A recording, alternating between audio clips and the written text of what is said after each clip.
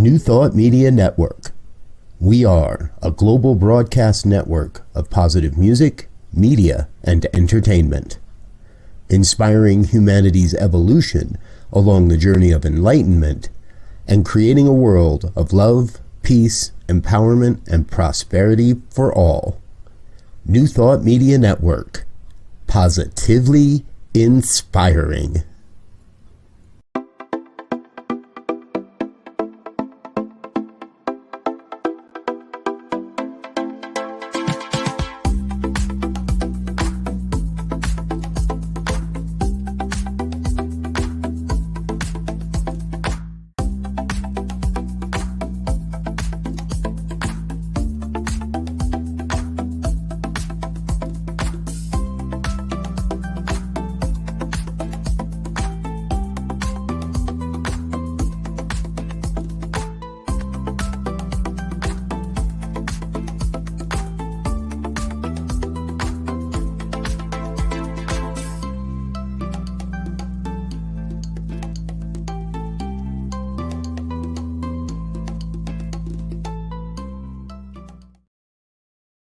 Hello and welcome. This is Global Focus Today, and I am Reverend Dr. Sharri Johnson, your host, and my guest today is a return from many months ago, and I'm really excited about having him back again so he can tell us what he's been doing new. This is Reverend Dr. Bobby Kyser. Dr. Bobby is an amazing person. Like many ministers, he had an entire career, very successful entire career, as an insurance agent before he decided to become an entrepreneur and start designing events, weddings, and all kinds of other events. And then, of course, that being something that activates your creativity juices brought him right into spirituality. And the next thing you know, he's at Unity Village becoming a Unity minister. Does he stop then? No, he stays at Unity Village.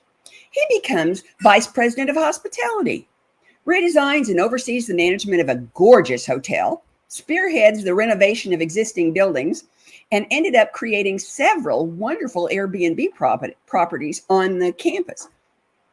He's done all kinds of really cool stuff, but the thing I want to talk about today is his ministry and his style of ministry, which is not your average run-of-the-mill style of ministry, and some stuff that he created for ministers. One of my favorite things about Focus Ministries is that many times our audience as ministers is ministers, and that's definitely the case for Dr. Bobby. So please help me welcome Dr. Bobby Kyser. Thank you so much for coming back. Thank you for having me back. So I want to know what's new in Louisville since the last time we saw you.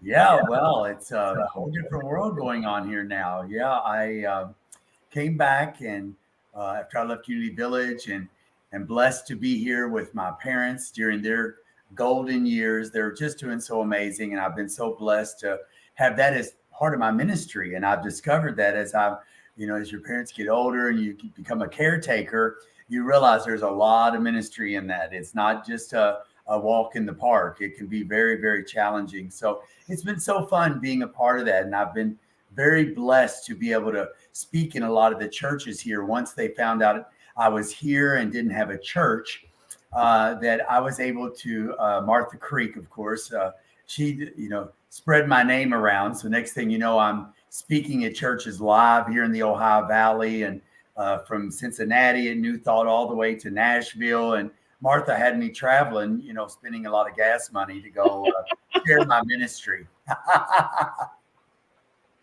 Well, I have to admit, I'm only a little bit jealous because I'm not real crazy about all that traveling. But one of the benefits of COVID is that we've learned that you can visit other churches. I've spoken from Boston to California and from Arkansas to Minnesota from right here at this desk. Isn't that amazing? What a blessing that is. It is. And it's a blessing to the people that we're speaking to as much as it is to us. It really is. I've learned that more in the last 6 months, honestly, than ever. I decided to apply for Unity of Louisville as their senior minister back in May. And it was a long, very I will say a challenging discernment process, because I could make a decision. Do I really want to have a church? And now I know why all the ministers say, it's probably one of the most difficult things, the most rewarding things. Well, I haven't been chosen yet. That won't happen until the first of in the middle part of October, excuse me. But what I've learned is even the process itself is there's a lot of up and downs. It's like a roller coaster. But I've learned that there's so much great things in that process for myself to learn and grow. And so I feel feel blessed to be here and now have this new opportunity here in Louisville. So you're thinking about, now I have to ask this question just because I'm a grandma and I'm nosy. So you're thinking about one of two things: either letting go of focus ministry and taking a pulpit full time and letting that be your entire focus, or you see what I did there? Yes. Or you hang on to the focus ministry and you do the pulpit together with the focus ministry, and that's a real juggling act. What are you looking at? Well, I'm just going to say yes. Yes, to all of that. I think that's one of the things that I have that has been a blessing to me. I certainly, believe in keeping things focused. And at the same time, I like to live in the question. So I think that, trying to always have an answer to, are you going to do this? Are you going to do that? And so, I've learned that in this process. It took me about 4 months into it before one day I went, wait, this is not an election of whether she gets it or I get it. This is an opportunity for me to show up in my best self to this church and say, am I a match? Do I go along with this? But you know what? At the same time, Sharri, every drop of my ministry that I've been working on from a personal perspective over the last 2 years, it's all still there. Because what I've learned in this process is that the ministry is not a church or a website, or the ministry is in everything I do every day of the week. Don't try to pray, just be the prayer. And I'm using that with my ministry. I don't need to be a minister, just minister every day. Yep, I'm with you. I think that's part of the reason that it always takes at least 2 tries for a minister to retire. Yeah. I really believe that. And here's why I say that. I have a couple of friends who have retired recently. Okay. One of them only for the first time. And so what does he do? He starts a spiritual living circle. Oh, yes. So I'm going, right, retired. Just put a little check by that. I think it's because if you have any success at all as a minister, then it's because minister is what you are, not what you do. Oh, absolutely. Absolutely. And it's not, that little sign, it's probably from the 1920s or 30s, a little boy with a stick over his shoulder and a bandana tied to it. And he's standing at a crossroads in the woods. And the sign says, one sign says this way and the other sign says no longer an option. Right. Oh, love it. And no longer an option doesn't mean you can't choose this. It means it has chosen you and you're going to do it. Right. Yep. That's awesome. And I think that's where what ministry is. It chooses you, whether God cased me for 10 years. For 10 years, I said, oh, don't be silly. Why would God want me to be a minister? Right. Yeah. Well, that's the way I was with this position. They asked me 2 years ago, would I be interested? And I said, absolutely not. I will never do a church. Blah, blah, blah. Got to watch saying never, right? Because I was going to say, haven't you seen Ian Fleming? Everybody knows you never say never. That's definitely going to be your calling at that point once you do that. So, yeah. So I really took a minute. And then one day, it had been about a year into my being back in Louisville. The president of the board called and said, are you sure you don't want to be, consider ministry here in Louisville since you're here with your parents anyway? And I said, I don't know. I'll think about it. And the next morning, it was as clear as bell. It said, it is time. And I said, no, it's not. It said, it is time. And I said, please don't do this to me. So I called him back and that's when the process, began for this new interesting opportunity in my life. So what has been the most, well, I'm going to ask you 2 or 3 most questions. This is the first one. what has been the most intriguing part of applying for a pulpit after being a focus minister for so many years? The most intriguing part to me was to be able to connect with people. And you and I talked earlier before this, the broadcast went live, about how we both are multitaskers and everything. And I've been so busy trying to create, manifest, that I never stopped to realize the beauty of the people, the energy, the love, all of the amazing things that were around me in the people that I never slowed down to connect to. And I after, in this process since May of applying, and all these things were going, and I was having all these things go through my mind. And it literally was just a few weeks ago that I went to a service where two of the other speakers got up on the stage. They did this whole beautiful thing, and I could feel a shift in me. And then I went to the men's group, which I had never gone to. I've been going to the church for 2 years. I said, let me go to the men's group. And I go to the men's group, and I will tell you that being with them was a shift for me.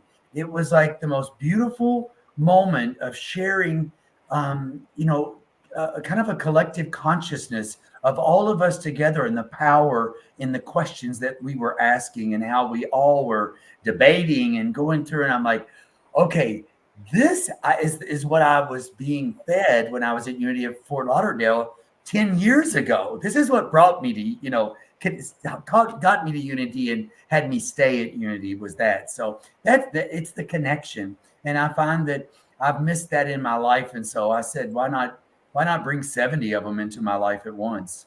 And here's the thing.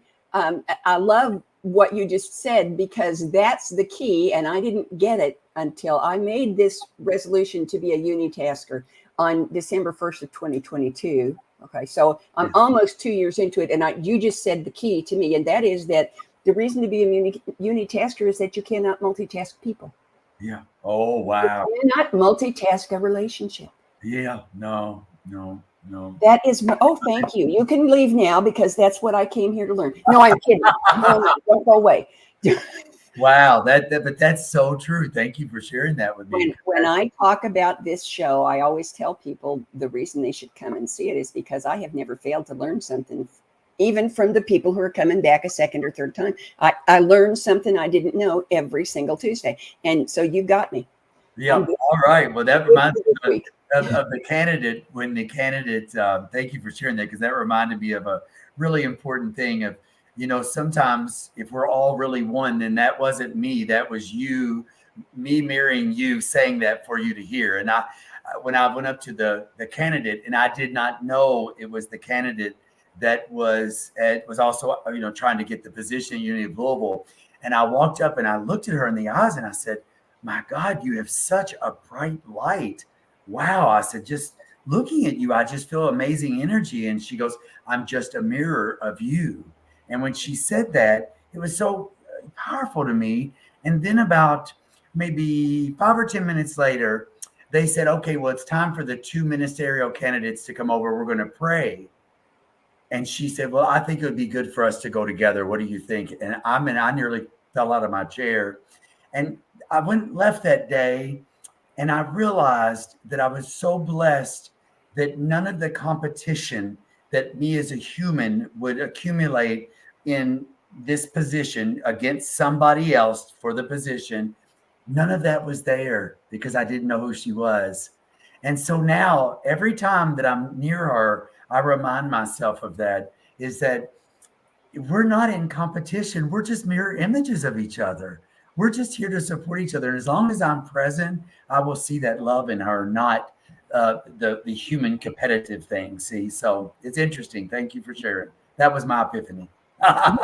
And I will tell you that what I hear you saying, and what I would say is probably the whether you know it or not, the biggest reason why you're willing to go through whatever it is you have to go through to apply for this position is because they have created a process where competition is not part of the formula. Yes, amen to that. And so into that, you got to know that whoever becomes the minister there is going to be the right person to be the minister there, and it's going to have the best relationship you ever heard of. Yes. And the best part is now I am connected to the church, not to the position. Right. So even if she gets that, I've already told her I'm not only praying for you, but I'm here to support you in this because I don't believe, this is not a presidential vote. This is not a race. This Right. is all of us looking what is the greater good of the whole for this community. Exactly. And if I am not a match, Martha said to me, Reverend Dr. Martha Creek said to me, that what I have to remember in this process is that, we're all a greater part of this whole. And as long as I stay focused on that, being a part of the ministry doesn't necessarily mean whether I get up there and lead the church or I lead a small group on the side, right? It's all the same. Yep. And we've mentioned Dr. Martha Creek a couple of times, so we probably ought to explain who she is because you and I aren't the only people in the conversation, and there might be somebody who, God forbid, is not aware of who Reverend Dr. Martha Creek is. Exactly. And I encountered her first at Anton, which is the affiliated New Thought Network. And in fact, that's where we connected the first time too, was at Anton. Yes. And Reverend Dr. Martha Creek is just the heart and soul of Anton. She just is. She is. What a beautiful soul she is. And she says, I serve those who serve. And as a amazing minister and leader and facilitator, she's just such a strong presence for those of us who struggle through this process. She has been, I just cannot imagine not having her to bounce things off of, to give me her incredibly wise support in this process. So yeah, she's a one of a kind. That's for daggone sure. She is a one of a kind, but I have to say again about Anton that Anton is pretty much populated by one of a kind people.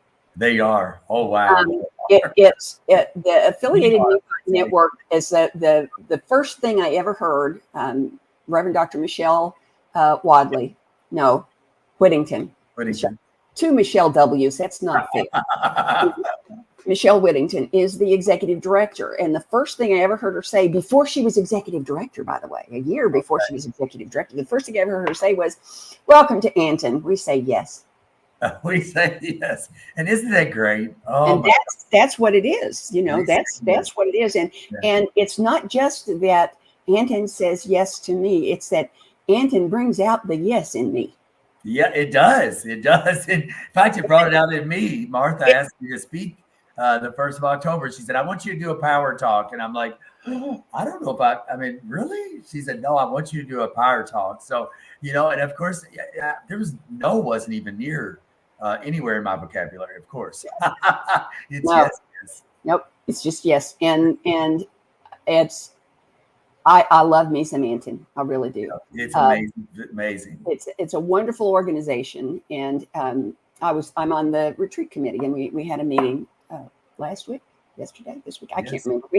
We had lots of meetings. Okay. Yes. The last one we had, Dr. Martha said, what we need to find out a way to get out to the world, what we need to have people know at the world is that this is not a retreat for ministers. This is a retreat for people who are on a spiritual path. And if you're human, you're welcome. Yeah, that's sweet. And that's her articulating, I should say, what Anton is all about. So I just love that we connect in that way. And I would add a caveat to that in fact, we probably, whether we're ordained or not, we're probably in some way all ministers. Oh, yeah. Right? Yeah. So everybody, we may not all have Rev in front of our names, but we all minister. Somehow we're ministering to somebody in our lives, right? And for me, that's kind of been my motto is, again, not to pray, but to be the prayer. And that comes the same thing, not to minister, but to be a minister, just to minister to everyone. I don't have to have that title necessarily to be that role. I taught college for 35 years. Oh, okay. And what made me feel successful and what made it a job that I absolutely loved and adored was that I realized early on that teaching is a reciprocal activity. And so is ministry. You cannot minister without being ministered to. You cannot minister without receiving a blessing. It just doesn't work that way. Yeah. You know, just like you can't teach without learning, you can't learn without teaching. That's just how the universe works. It's one of those universal spiritual laws. Yeah. And I think that the purpose of Anton is to prove that to people. I love it. Yeah. I'm excited to be. Go ahead.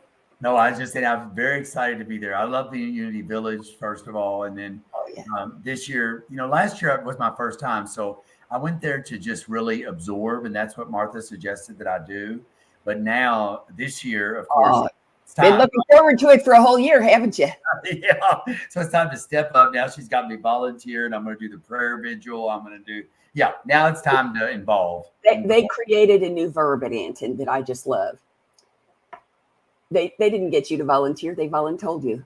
Voluntold. I love that. So great. I want to hear more about something that you just barely mentioned because you were just getting started with it the last time you were here. And it was really exciting to me. So I wanted to hear more about what Rise Up is and what it does and why you came up with it. And tell us the story of Rise Up. Yeah, Rise Up is actually kind of a focused ministry all on its own. Basically what happened is a minister came to me from Unity of Kansas City North, Reverend Myra McFadden, and said, hey, we're wanting to do something here to create some revenue streams here at our church. And, but we just kind of don't know exactly how to do it. We have this amazing property and we feel like there's some opportunity for us. So how can we do that without making some kind of machine business here and still maintain our church, our spiritual presence, our sacredness of our property? And so I said, hey, I've got the plan for you. I said, we're going to create some revenue and income streams by using your property. So we titled it Rise Up, Revenue and Income Streaming Using Properties, the properties from your church. So many of the churches. Wait a minute. Say that again slowly. Sure. Revenue and income streaming easily using property. So it's Rise Up. And that I love acronyms. Yeah, I do too. I didn't realize that was one. That's why I made you do it again. No, it's an acronym that just kind of fell in our laps, honestly. And so what we decided to do, they had a beautiful baseball field in the back of their church. They have several acres. They have tons and tons of parking, a beautiful church. I just redone the interior for them, the inside spaces, the sanctuary and lobby. So I said, let's turn the outside into a venue. Let's take that baseball field. We're going to do a beautiful altar area. We're going to create a space for multi-purpose events. So we went out and we spent about 2 months of time over a 1-year period, and we recreated the whole property. And basically it's to bring in sacred services like weddings and anniversaries, retreats, community services, and then also social services like things like Al-Anon groups. So we basically recreated the church to be an open, versatile space inside and outside that can be rented, but also goes along with the mission of helping and serving others, of bringing people on the property to talk about the amazing message that Unity has. So we just literally finished all the legwork, we'll call it, back in June. And now they are right now putting in place their first contractor to start leasing out the spaces and get it going. It just turned out incredible, Sharri. I wish I had pictures to share with you, but it just turned into, you've seen what I've done at Unity Village with the different gardens and ballrooms and everything there. And we just did a mini version of that at Unity of Kansas City North. Oh, did you? And see, when I talked about you getting Unity Village into the Airbnb program, it never occurred to me but that's what Rise Up is. It is exactly what is. It's a long-term Airbnb kind of thing. And that's brilliant. Yeah. That's just brilliant. Yeah. Well, thank you. It's been a fun project, but you know, what's been the most interesting thing about it? Every dollar was raised by the church, and then one of the congregants matched part of it. And so when we got done with the project, it was completely finished. And a couple things happened from that. First of all, now the church is completely refreshed, including all the properties. So what a blessing that has been. And that physical shift has created a conscious shift internally from all the people there for another reason, because they all shared in the creation of this Rise Up program. So they've been working and doing gardening. They've done, interior stuff. We've done electric, plumbing, you name it. We've done all these things to really make this program come together. So what you're telling me is that the key to it is not Airbnb.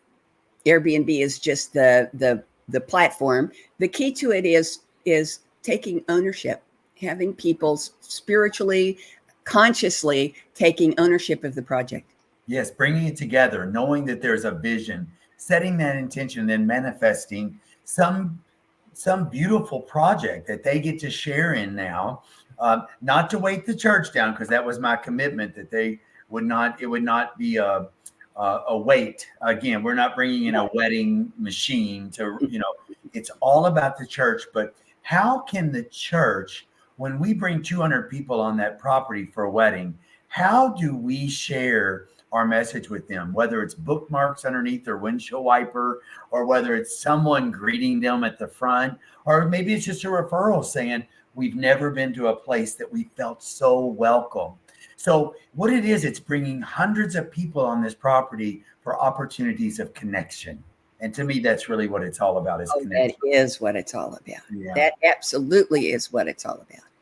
Wow. Okay. So, you mentioned you're going to be doing a power talk. What are you going to talk about for your power talk? Have you written it yet? Do you know what it is? It's 2 weeks ago. It's not written, but I do have the title. It's Dollar General Spirituality. Oh God, I love it. Oh, that's so wonderful. Yeah, Dollar General Spirituality. And it came to me. I own 4 of my own Airbnbs, and I've been building the last one at the lake, and I'm not building anymore because it was the most crazy. This last project's been madness. But I was driving, it's funny, when you live down way in the country, and I've been staying there since May in this Airbnb. And when you're way down in Clarkson, Kentucky, you just don't have a Kroger or a Publix or any of these major grocery stores. So, they built a brand new Dollar General store. And I thought, wow, how great is that? This Dollar General store has fresh fruits. They don't have a ton of each product, but they've got something for everyone. And so it's just literally changed the whole trajectory of shopping at Clarkson, Kentucky. And I thought, isn't religion supposed to, or spirituality, I should say, not religion. There you go. Supposed to be like that we get a little something, get a product of some sort out of the whole message, out of the whole movement. And so that's what my talk's going to be about. How do we operate our ministries like a I'll be there. What'd you say? I'll be there. I'll be there. You'll be there. Because one of the reasons I do this show is because I really truly believe that spirituality is, like every other part of the universe, always evolving, and that focus ministry is really the key. And the reason for that is that focus ministers are interfaith ministers. Yeah. Focus ministers are interfaith ministers who are on duty 24/7, 365.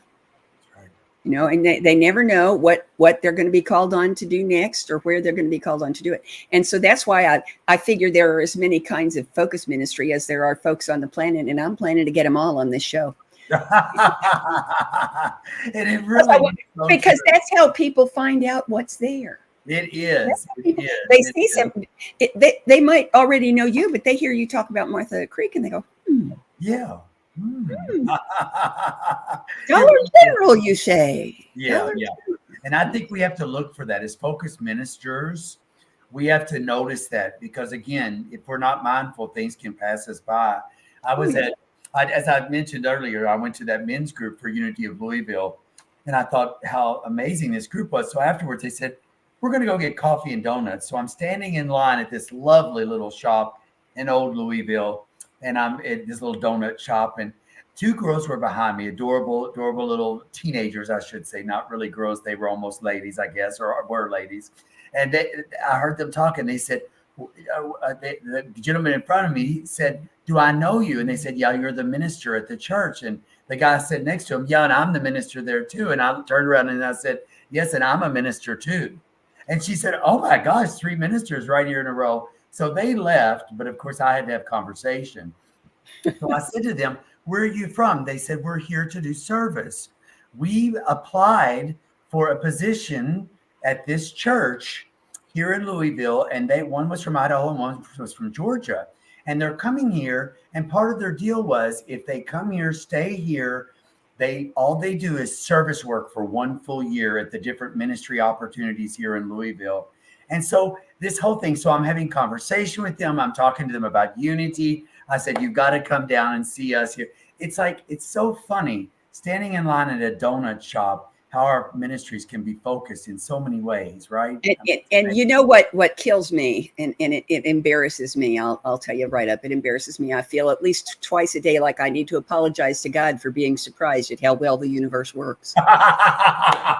That's so true. Yeah, it's the flow. It's crazy. Because things like that happen. That's divine order. Excuse me, but isn't that one of the 12 powers? Divine Yes. order? So I'm going, but it happens at least twice a day that something happens and I go, "Oh, this is so cool. How amazing." And then I go, "Oh, I'm sorry, God, I shouldn't be amazed. I should just do it." Of course it did. God loves me and I am God loving the world. And so, but I think most of the world is like me. They forget and allow themselves to be surprised again and again and again. Yes, in that flow.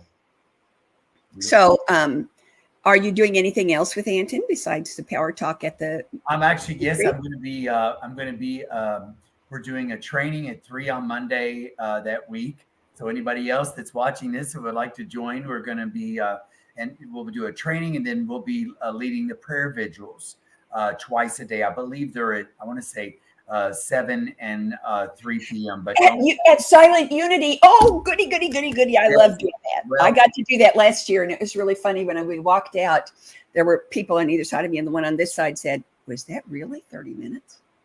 No, it went like that, And the person on the other side said, "Can we go back and do it again?"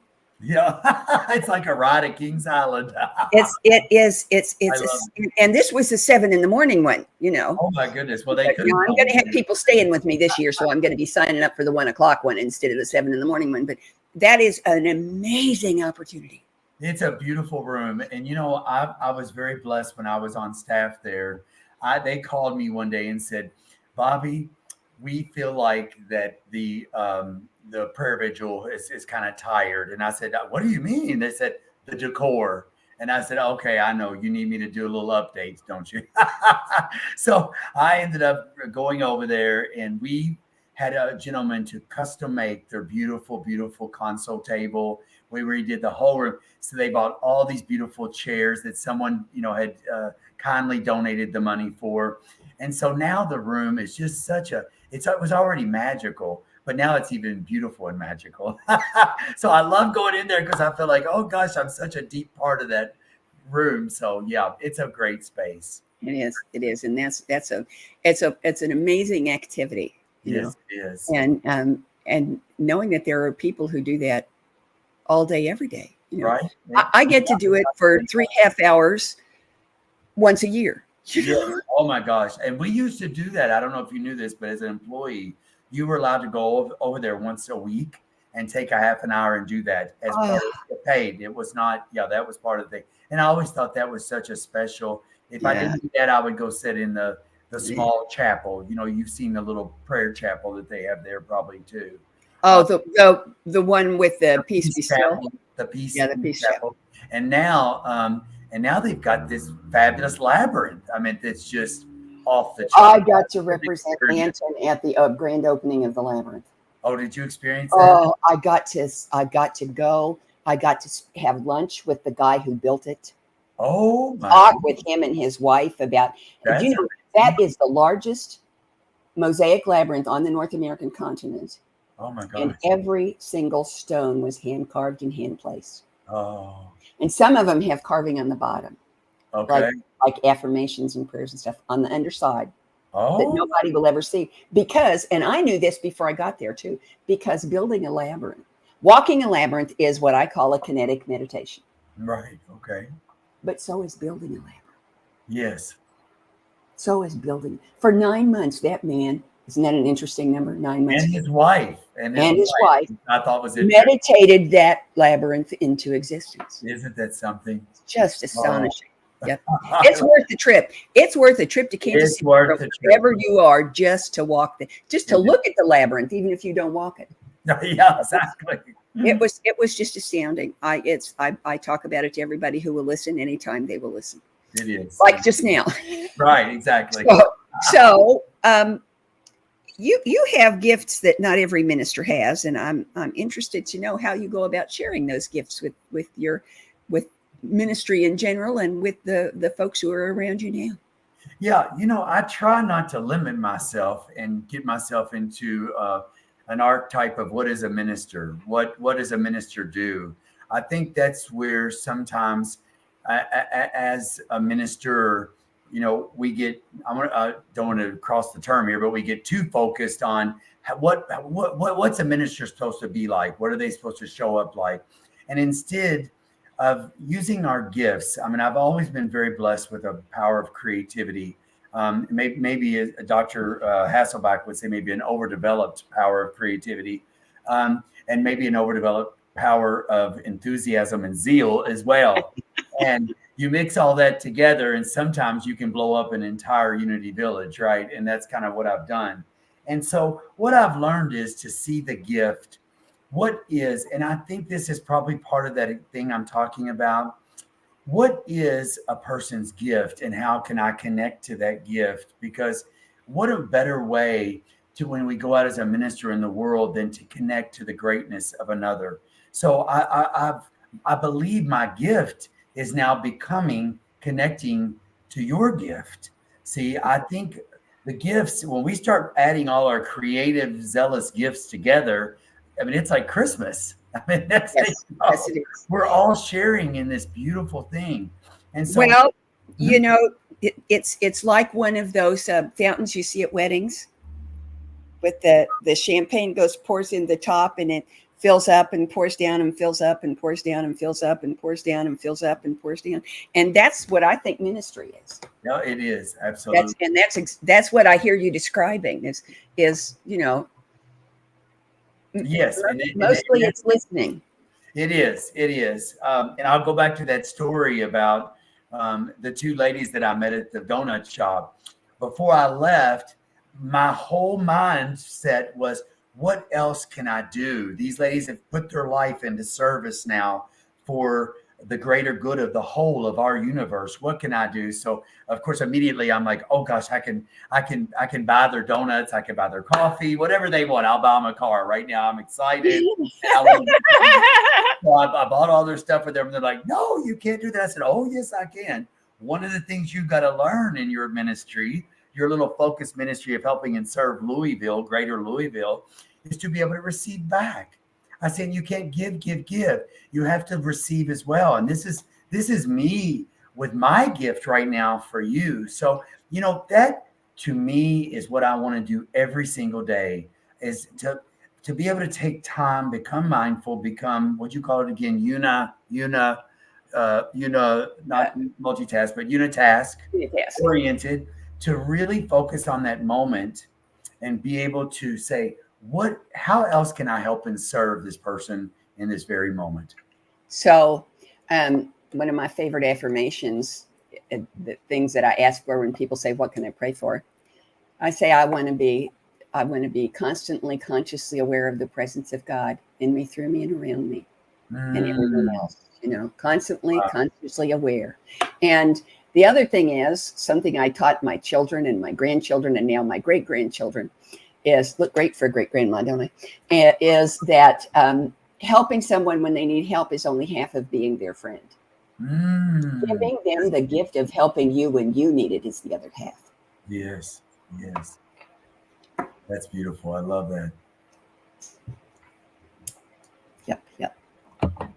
So I have some questions I ask every guest. You've already answered them once, but I figured the answers have changed in the months between then and now. So I'm going to ask them again. Okay. The first one is 10 years from now, presuming that everything, every teeny tiny little detail and accident and occurrence and event in your life, every person, place, and thing goes exactly the way you want it to go, what does Bobby Kyser's ministry look like?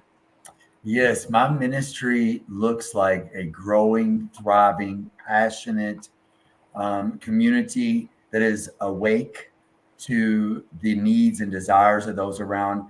I see my ministry being something that is safe, loving, compassionate, empathetic, and at the same time, um, able to be able to grow and be in a moment, even when there's the challenges around.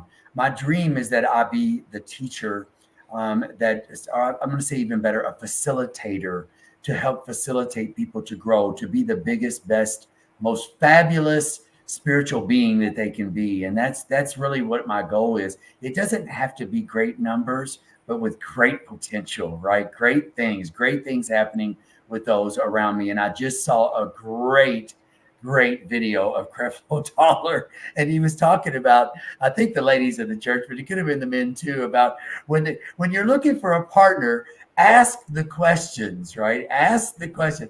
So I want to ask the questions to people around me. What is it? What life do you see yourself in? How is it? What is it that's going to make you happy and bright and shine your light bigger and better than ever? What is that I can do, and how can I support you in doing that? And that's what I see. It's just a really beautiful web, a net of highly lit, conscious people. I love that you said you want to be a facilitator instead of a teacher, because facilitator comes from the Latin for to make easy. Mm. To make easy. Yeah, I learned that from Martha. Yep. I love me some Martha Creek. Yeah. Okay, here's the next one. Okay. How does what you do as a minister, which is basically what you do all the time, how does that support, enhance, encourage, develop, pick your own verb, conscious evolution? Well, I think, again, going back to, I think one person can shift. And you talked about the champagne fountain that starts at the top and flows and flows and flows. I think it only takes one small gift, one small act, one small service for someone to create that ripple effect. I don't think, again, it doesn't need to be in numbers. I think they talk about the wing of a butterfly who can create a hurricane. And I think it's the same way in spirituality. One small act of kindness, one thing. I don't know how buying that donut and coffee shifted them that day. Maybe they could afford to eat dinner that night, and maybe they couldn't have before that because they were going to buy a donut. I don't know what that looks like, and it doesn't really matter. I think as long as I'm doing the best I can to be the best, most kind person, then I think all that's going to ripple out, and it's going to affect evolution for sure. Absolutely. Okay, here's the second one. No, the third one. The third one. Okay, and it sounds a lot like the last one, but it's not the same question. Okay. How does what you do, which in our version of ministry is who you are, how does what you do and who you are promote, encourage, unleash, reveal, pick your verb, world peace? Yeah, wow, that's such a big one. That's a really big one. I think world peace, it scares me sometimes when I think about how many countries, many people, many communities operate. And it's something that for me, I think it's a seed. I think it's a seed we plant inside ourselves, and it almost goes into what we did talk about on the second question, and that is that I think it begins with me. When I think about the song that most of our Unity people play at the end of our services, let there be peace on earth, and let it begin with me, because it doesn't begin unless me makes that decision. Does that mean I'm affecting world peace? in the whole world at once? Probably not. Oh, yes, But it does. if all of us in that moment do that, I do think there again is a reflection out into the world. I can't necessarily change a country in one thought, but I can certainly be one of many that creates that collection and that shift. Oh, you just reminded me of one of my favorite unity hymns, Our Thoughts Are Prayers. Our thoughts are prayers, yeah. And we are always thinking, Well, yes, our thoughts are prayers. Be careful what you're saying. Yep. That's right. Careful what you're asking. That's right. So that's great. Okay, and here's the last question. Will you come back? I would be honored to. Okay, hold on. You know I don't ask that question unless I've already got my calendar up here. I love it. That's I'll grab the phone. July 16th of next year. Okay. We are going to shift this calendar. Thank goodness for calendars, right? We can on our phone. Oh, I live by my calendar. That's for sure. Yeah, we can just take that calendar and we can pull up today's global podcast and we can shift that into another whole year. I love it. And that I use a spreadsheet actually, but okay. So that was July again. Yep, July 16th. Okay, got it. Of 2024. Oh, it's hard to believe. 2024. A quarter of a century almost into another. Can you believe that popped into my head the other day that we are a quarter of a century? Oh my gosh. And I remember when we were making a big deal about Y2K. 2000. I know. And I kept saying, but wait, people, that's not when the 20th century starts. No. I love it. Oh, but I have always been a nitpicker in that particular regard, but that's okay. Yeah, that's okay. Well, thank you so much for being here. And folks, next week, hold on, let me look and see who's here next week. I always write it down. Next week is Reverend Jim Stark, one of the people I told you about who thinks he retired. But he was a focused minister for a lot of years before he thought he retired. So come back. You're going to have a great time and learn a lot of cool stuff. And I know what he's going to talk about. He's going to talk about love. In the meantime, have a great week. We'll see you next week. Bye-bye. Amazing, amazing. You will do amazing things. Amazing, amazing. You will do amazing things. On behalf of everyone at New Thought Media Network, thank you for being a member of our virtual family. Your financial contributions help share the New Thought message with people from around the world. Please visit and contribute at www.ntmedia.org/donate. New Thought Media Network. Come be you. And please like, share, and subscribe. Until next time, peace and blessings.